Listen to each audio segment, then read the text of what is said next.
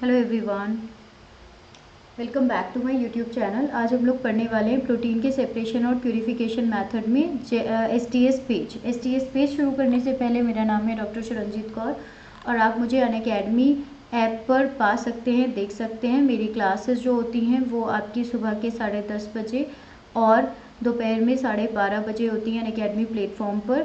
शाम को 6 बजे मेरी क्लासेस, फ्री क्लासेस भी एक्सेसिबल हैं, जो कि आप देख सकते हैं CSIR UGC नेट के लिए। आपको बस करने ये होगा कि आप सीकॉर कोड का यूज़ करेंगे तो आपको मेरी क्लासेस देखने को मिल जाएंगी फ्रीली, ठीक है।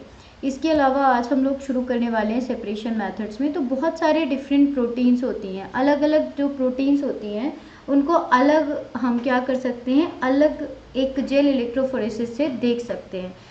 जेल इलेक्ट्रोफोरेसिस किस तरीके से करा जाता है, मतलब साइज के बेसिस पर जनरली हम जेल इलेक्ट्रोफोरेसिस से देखते हैं। Gel electrophoresis iso electric focusing में हम पीएच के बेसिस पर देखते हैं, बेसिकली पीएच पीआई के बेसिस पर देखते हैं।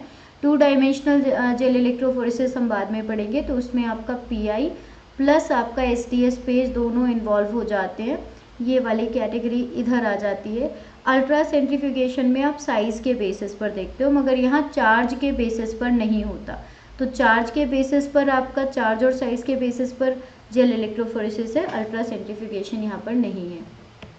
जेल इलेक्ट्रोफोरेसिस का मतलब क्या होता है? इलेक्ट्रोफोरेसिस का मतलब हुआ कि चार्ज के बेसिस पर, फोरेसिस का मतलब होता है मूवमेंट, यानी कि जब कोई मॉलिक्यूल एक नेट चार्ज जिसके ऊपर है, या तो पॉजिटिव या तो निगेटिव, किसी भी मॉलिक्यूल के ऊपर कोई चार्ज है तो वो इलेक्ट्रिक फील्ड में मूव करता है। अगर आप इलेक्ट्रिक फील्ड प्रोवाइड कराएंगे, यानी कि एक प्लस चार्ज से एक माइनस चार्ज की डायरेक्शन देंगे, तो जो भी चार्ज्ड पार्टिकल होगा, अगर वो प्लस चार्ज है तो माइनस की तरफ, और अगर उस पर माइनस चार्ज है तो वो प्लस की तरफ मूव करेगा। इस फिनोमिना को हम इलेक्ट्रोफोरेसिस कहते हैं, क्योंकि इलेक्ट्रिक करंट के प्रेजेंस में मॉलिक्यूल मूव करते हैं। और it offers a powerful means of separating protein. हम प्रोटीन के लिए स्पेशली इसको यूज़ कर सकते हैं, और बाकी मैक्रोमोलिक्यूल जैसे डीएनए हो गया, आरएनए हो गया, deoxy ribonucleic acid and ribonucleic acid, दोनों पर ही एनायनिक होते हैं दोनों, यानी दोनों पर ही निगेटिव चार्ज होता है, इसलिए ये पॉजिटिव की तरफ मूव करते हैं। अगर मैं वेलोसिटी की बात करूं, तो वेलोसिटी ऑफ माइग्रेशन, अगर मैं किसी प्रोटीन की बात करूं या किसी भी मॉलिक्यूल की बात करूं, अगर वो इलेक्ट्रिक फील्ड में मूव करते हैं तो वो डिपेंड करता है इलेक्ट्रिक फील्ड की स्ट्रेंथ पर, यानी कितनी ज़्यादा अमाउंट में आप इलेक्ट्रिक फील्ड दे रहे हो, ज़्यादा है या कम है। दूसरा, उस प्रोटीन पर या कोई भी मॉलिक्यूल है उस पर चार्ज कितना है, नेट चार्ज कितना है। एंड तीसरा, आपका फ्रिक्शनल कोफिशिएंट कितना है। तो इक्वेशन बनती है V is equal to EZ divided by F। E मतलब strength of the electric field, Z for charge on the protein और DNA और RNA, and F means frictional coefficient. अगर हम ये दोनों चीज़ें बैलेंस कर दें, बराबर कर दें सभी मॉलिक्यूल के लिए, इलेक्ट्रिक चार्ज तो अगर हम एक साथ किसी को मूव कराएंगे, एक साथ इलेक्ट्रोफोरेसिस करेंगे, तो सभी प्रोटीन के लिए स्ट्रेंथ तो एक ही रहेगी। इलेक्ट्रिक चार्ज भी अगर हम इक्वल कर दें तो वो सिर्फ फ्रिक्शन पर डिपेंड करेगा, और फ्रिक्शनल कोफिशिएंट डिपेंड करता है किसी मॉलिक्यूल के साइज पर, उसके डेंसिटी पर। तो जितना ज़्यादा साइज रहेगा, जितनी ज़्यादा उसकी डेंसिटी होगी, उतना ज़्यादा उस पर फ्रिक्शन लगेगा। तो साइज के बेसिस पर हम वेलोसिटी को देख सकते हैं, जितना ज़्यादा साइज उतनी कम वेलोसिटी, तो वो उतना ही ऊपर रहेगा, उतना धीरे धीरे चलेगा, ठीक है। So basic principle electrophoretic separation का आता है, which is always carried out in the gel, यानी कि हम हमेशा एक जेल में ही इसको इलेक्ट्रोफोरेटिक सेपरेशन करते हैं, जो कि एक मॉलिकुलर सीव का, एक छलनी का काम करती है, जिसकी वजह से सेपरेशन बढ़ जाता है। यानी ऐसे ही आप मूव कराओगे तो वो कोलैप्स कर सकते हैं, बट अगर हम एक मॉलिकुलर सीव, मॉलिकुलर का मतलब हुआ एक साइज बेस्ड सीव है, और आप उसमें करते हो तो हर अपने साइज के अकॉर्डिंग धीरे या तेज मूव कर सकते हैं। तो जो भी छोटे मॉलिक्यूल्स होते हैं, पोर्स के मुकाबले जो छोटे मॉलिक्यूल्स होते हैं वो जल्दी जल्दी निकल जाते हैं, और जो मॉलिक्यूल उन पोर्स के मुकाबले बड़े होते हैं वो इमोबाइल रह जाते हैं, या वो स्लोली मूव कर पाते हैं। जो इंटरमीडिएट साइज के हैं वो उनकी डिग्री डिपेंड करती है, धीरे धीरे चलेंगे, मतलब जिस साइज के अकॉर्डिंग चलेंगे।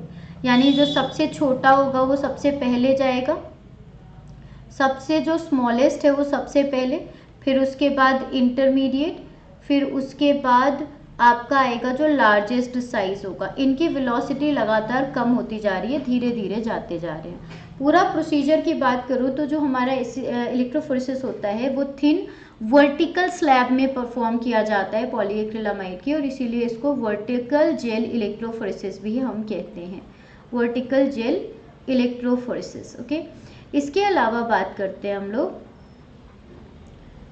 डायरेक्शन ऑफ फ्लो क्या है। Direction of flow top to bottom. Obviously अगर कोई चीज़ वर्टिकल है तो वो किसी तरीके से जाएगी तो टॉप से बॉटम की तरफ जाती है। पॉलीएक्रिलामाइड जेल जो होते हैं वो एक्रिलामाइड और बिस एक्रिलामाइड, मिथाइलिन बिस एक्रिलामाइड के क्रॉस लिंकिंग से होते हैं। ये केमिकल रिएक्शन है, ये केमिकल पॉलीमर होता है जो कि जेल मतलब जेल जो एगरोस जेल इलेक्ट्रोफोरेसिस है उससे काफ़ी अलग है। ठीक है, ये दोनों एक दूसरे के साथ मिलकर केमिकली इनर्ट हो जाते हैं और जल्दी बन जाते हैं। तो यहाँ पर क्या होता है, पॉलीएक्रिलामाइड जेल का फॉर्मेशन होता है एक्रिलामाइड और बिस एक्रिलामाइड के क्रॉस लिंकेज की वजह से ये केमिकल पॉलीमर बनाते हैं। अकेले एक्रिलामाइड इज नॉट इनर्ट, वो काफ़ी ज़्यादा खतरनाक हो सकता है, लेकिन जब ये दोनों क्रॉस लिंक हो जाते हैं तो ये इनर्ट बन जाते हैं।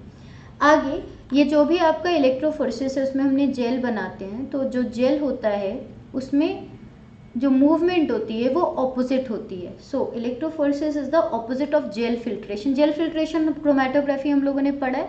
जेल फिल्ट्रेशन क्रोमेटोग्राफी में क्या हो रहा था, जो हमारे स्मॉल प्रोटीन्स थे वो लेट निकल रहे थे, और जो हमारे लार्ज प्रोटीन थे जो स्पोर में नहीं आ पा रहे थे वो जल्दी निकल रहे थे। राइट, वो जल्दी निकल रहे थे, वो फास्ट मूविंग थे।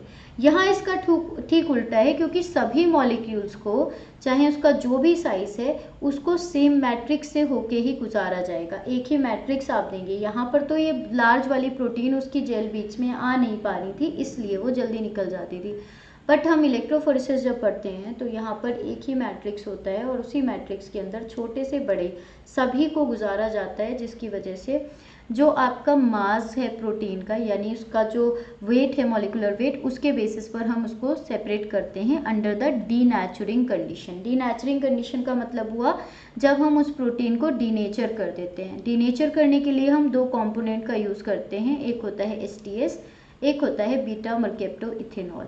बीटा मर्केप्टोइथेनॉल क्या करता है, जो डाइसल्फाइड बॉन्ड होते हैं प्रोटीन के बीच में, इंट्रा या इंटर सभी डाइसल्फाइड बॉन्ड को ब्रेक कर देता है और उन्हें SH में तोड़ देता है, SH में तोड़ देता है। STS का काम है, ये क्या करता है, ये चार्ज प्रोवाइड करता है, negative charge. So mixture of protein is first dissolved in the solution of STS, जो कि एनायनिक डिटर्जेंट है, जो कि सभी नॉन कोवेलेंट इंटरेक्शंस को तोड़ देता है, जितने भी नॉन कोवेलेंट होते हैं, और आप उसमें बीटा मर्केप्टोइथेनॉल या 2-थायोएथेनॉल या फिर डाइथायोथ्रिटॉल या फिर बीटा मर्केप्टोइथेनॉल इसको बोलते हैं, मर्केप्टोइथेनॉल, 2-थायोएथेनॉल, 2-थायोथ्रिटॉल या बीटा मर्केप्टोइथेनॉल, इसको यूज़ करते हैं ताकि डाइसल्फाइड बॉन्ड को आप रिड्यूस कर पाएँ।